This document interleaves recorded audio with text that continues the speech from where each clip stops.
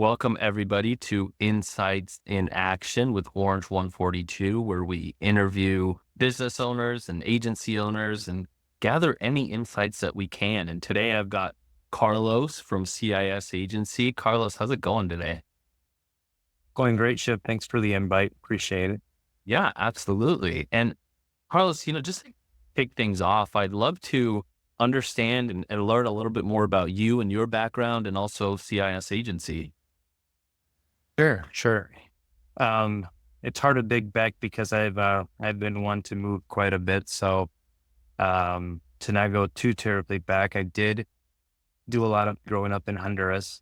So that kind of bring another perspective, right? Another worldview to the market I'm in now. So I went to college there. I got my degree in marketing and in Honduras. Great thing because a lot of, all the books we took and everything we learned were for that corporate America. And we would ask ourselves, the students down there, it's like, why are we learning all this?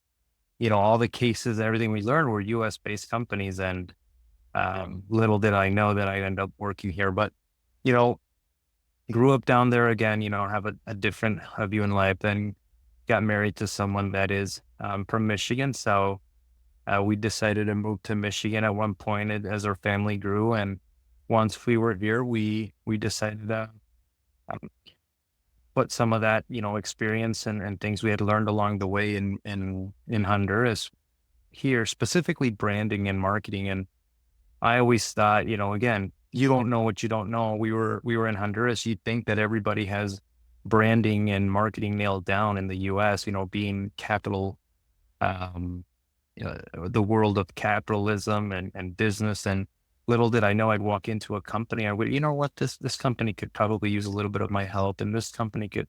And slowly, with some introductions from a few people and networking and going to a few meetings, that's kind of how CIS Agency was born. And I would say, the biggest thing for me is helping the small business owners. I think I still I would say that still makes me get up, in the morning and go and help. And that's one of the things that ignites uh, being able to see that person who wants to start their own business, wants to, maybe do something a little different or kind of get going. And I speak to so many entrepreneurs, and you can see that light in their eyes, and to be a part of that and say, yep, I can help you get there, and sometimes you do have to bring some of that realistic world to them and say, hey, this is me, but there's also a lot of things that need to fall in place before that dream happens. So yeah, so you know, like I said, that Honduras, that background in marketing, come over here, live in Michigan now, and then CIS Agency was born in 2013. So Oh, yeah, that's a little bit awesome. of And that I love that. background. I love that helping the little guy aspect. I personally come from a family of people with small businesses, and there is this like you're totally right. You think you just have this idea, especially I imagine coming from abroad, that like, hey, I'm going in the US where everything is figured out. People know everything there is to know about business. And then you get here and with your unique skills, you see this gap in the market. You're like, wow, I thought everybody had branding and marketing figured out. And then you kind of learn that like most people don't, it's not like people think that they know about it and everything and they don't. And so that's really interesting that your unique skill set was able to cater to that. Yeah, yeah, and to add on a little bit of what you said, it's some people think they've figured out branding, and then they do, they get help, they get the brand, and they set up, and they can walk away. And it's, to the brand part is like it's a continuous development. You have to continuously build on, your brand and marketing, and continue to try new channels that come into the market. People are successful with one channel, they stick to that channel, go, no, this works for me, exploring other channels. So yeah, I mean, I saw a lot of that. And so to be a part of um, those conversations with a lot of the owners, it's pretty neat that you can shine some light on some areas where you can help them. And, then again, for us, the biggest thing, and you're going to see that from a reputation part of things for CIS Agency, we work really hard to maintain. a 5-star reputation that we've been able to, we're over 10 years in with no 1-star review. So that's huge for us. Not so, yes, we're proud on the 5-star. We love the 5 stars. Of course, that makes us feel, as a company, all the strive on that, but to not get that negative review, not that we're perfect, but to not get that negative review and to understand that when we make a mistake, we work really hard to make sure that, hey, we own it. This is what we can do to move forward and then try to help them out. That I think that's really what we're after. Yeah, for sure. And, you mentioned something a little bit earlier too, that, CIS agency has a strong focus on supporting the small guy, right? Small businesses and those mom and pop shops. And I guess I'm curious, how do you adapt your marketing and branding strategies to meet the unique challenges and opportunities that are faced by, these local, often, budget conscious businesses?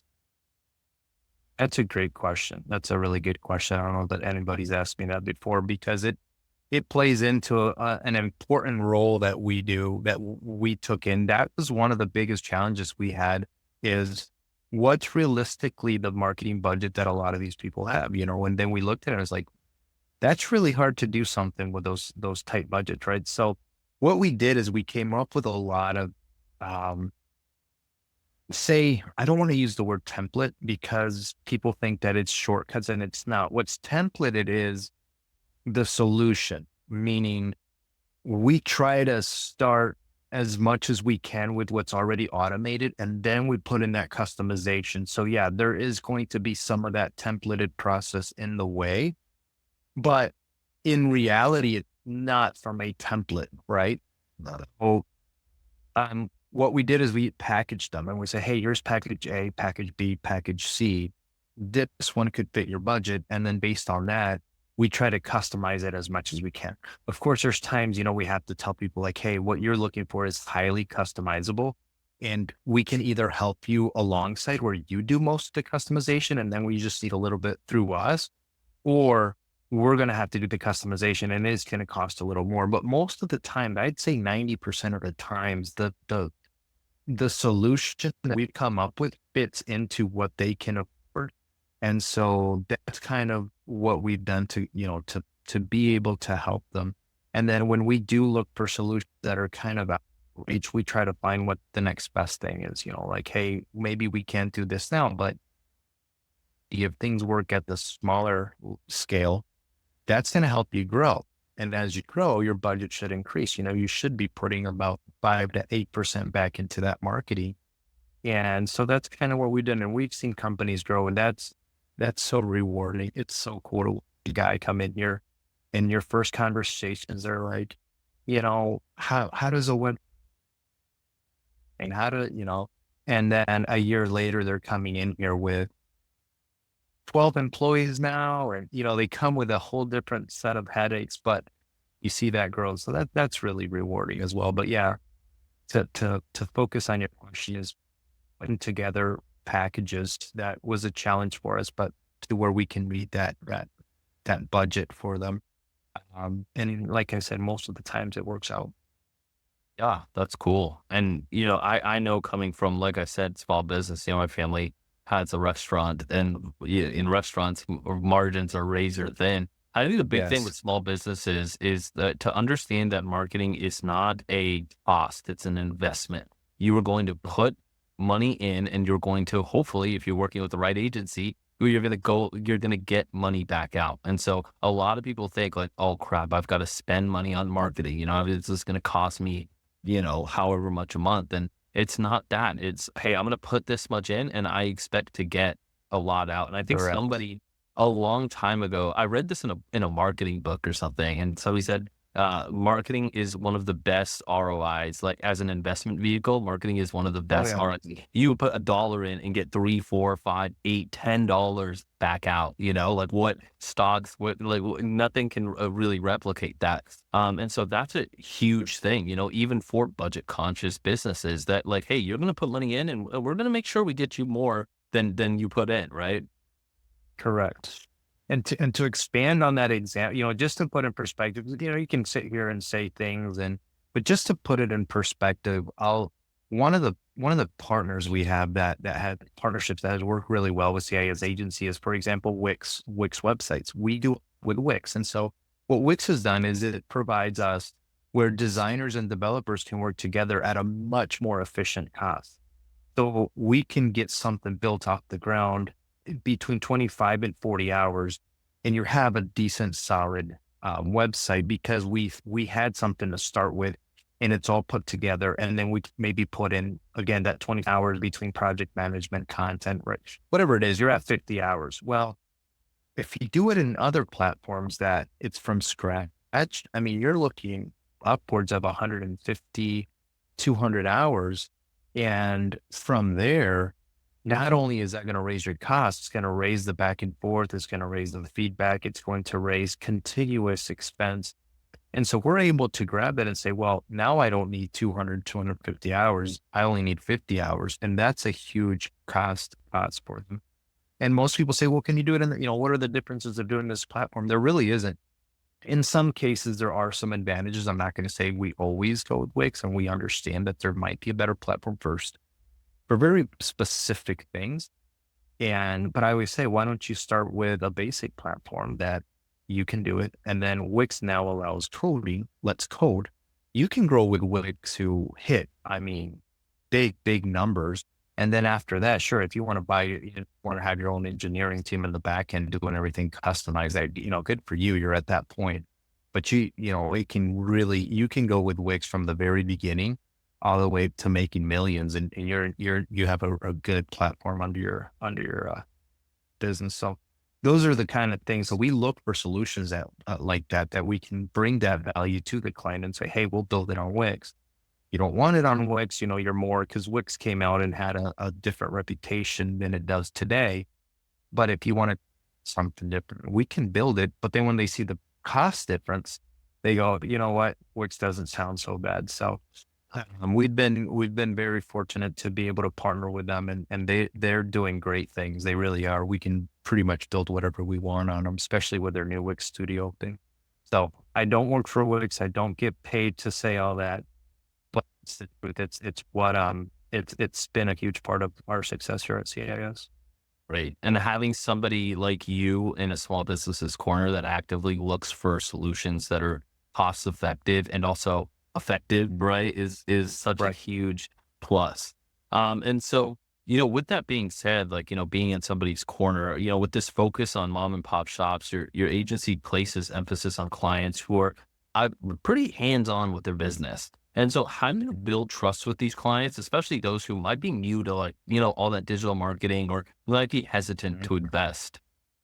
Mhm.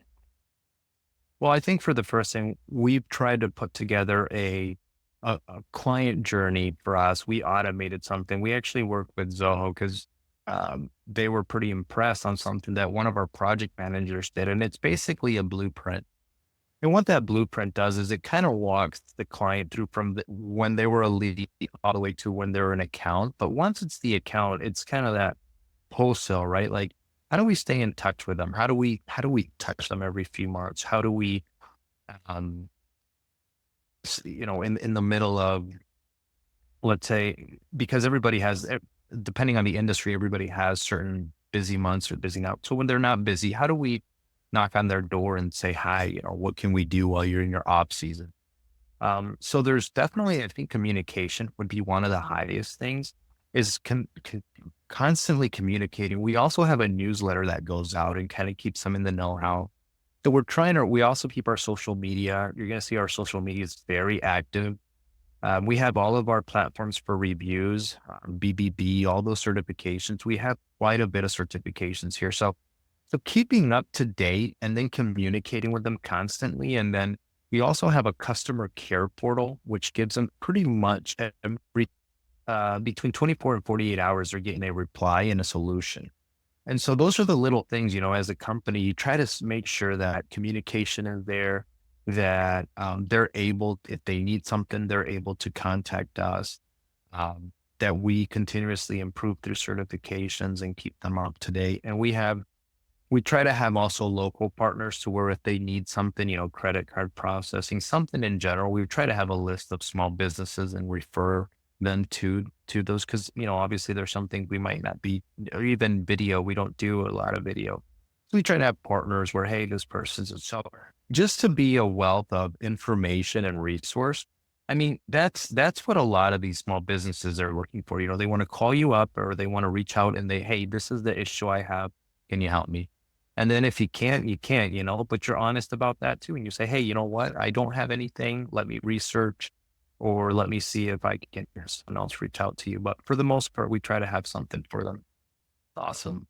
And so you mentioned a little bit about some like local partners and everything. I guess I was curious, as an agency supporting small businesses with, all these diverse needs. I mean, how do you guys view the role of, collaborating and partnering with other agencies or specialized teams in order to be able to expand your offerings and provide, even more value to your clients? Yeah, good question. We don't partner with a lot of agencies in regards to client collaboration. We like to do everything in house. However, two things typically happen. If the project is kind of out of our scope, and this happens, I can tell you a bunch of times where this case comes to mind, and the project sometimes too big for us. You need more UX designers, you just need a bigger team than what we are. What we do is we typically pass it on to another agency. We don't ask for referrals. We don't ask for, just a simple, hey, this is a better agency for you. I don't need, most of the time that are ready to follow up in the sense of, did they do business? Because I just want to be able to be more of a resource to, like, hey, here are these people that would probably do a better job for what you're looking for. So I wouldn't say I'd partner in that regard. And most of my partnerships are, like I told you, they are more in the just a referral, just to send over. And then once they get what they need, they either come back to us and continue a project, or they continue doing business for them. And that's more or less the way we've operated lately, especially when it comes to IT. Um, I don't know. For now, I don't know that it's a right or wrong solution. It's just the way we've handled it. I think so we are part of a few communities where there are a lot of agencies, and those we collaborate quite a bit. We share information. What did you do in this case? I participate in podcasts like these where I sit together, I talk about my journey, how things, they would ask me questions. What did you do for this? What did you do for that? And I get some feedback, or I'll go to a session that they do in Miami, and we'll all be down there and share experiences. So I do a few of those, but I wouldn't say I'm, 100% active on local agencies. And there's great agencies in Grand Rapids. I mean, really, really good agencies. But I think we all kind of, you know, try our best to make sure clients are happy. And when we know we're not the best fit for them, we try to refer it back to an agency that might be a better fit. Right. And I think that's the way to go too. It's like, hey, we do what we do really well. And if there's anything else you need, we know the people who might be able to help you. And if not, then there's no worries, but if so, then that's great. And so, I know that as you talk, I hear this passion, about helping local businesses. And so I guess, how, like, I know that you see them as the backbone of the USA, which is completely true. But how do you think digital marketing agencies can further contribute to sustaining and, empowering small businesses in today's economy? Yeah. I mean, one of the things I think we need to be able um, to overcome is the way we communicate with them, because, you were just mentioning things like ROI and things. A lot of times, and this happens, I think, in every field where there's an expertise. I think understanding and being empathetic of where they, find them where they're at. Everybody at a different level of knowledge. I mean, they might be really, really good at what they do, but they have on what marketing is. So I think making sure that your communication, depending on, or in this case, we're talking small businesses. Many times it's kind of like if they talk to you about their expertise. Most of the times I walk in there and they're throwing some acronyms or numbers at me, and it's way over my head. That's not my area. So I'll ask for clarification or whatnot. So it's the same idea. So just being careful with a lot of the mom and pops, some of them are not in that diverse world. Some of them don't have Facebook or anything. They don't want, like, it's not like they don't know how to use it. Many times it's a choice. It's like, I don't want to spend too much of my time on social media, or I'm too busy. And so it's how do we communicate with them to where they understand the value? Like you said not too long ago, is there's a lot of that. How do they understand that value? How do we not overpromise as marketers, right? Because marketers, we get excited about what can happen, but the reality is every industry in every section, every city. I mean, you can go here in a 25-mile radius and you'd be surprised of all the differences you find, Yeah. right? And as far as a target goes. So I would say, reaching out to them and meeting them where they're at, and try not to explain things too complex. So if you can simplify that communication, and so there's no barrier there, and they understand exactly what they're getting as far as value. And then two, understand what price point's important to them. One of the first things I did when I started, I was not successful my first year. And most companies are, excuse me, especially if you're not, if you come into the industry that's already mature.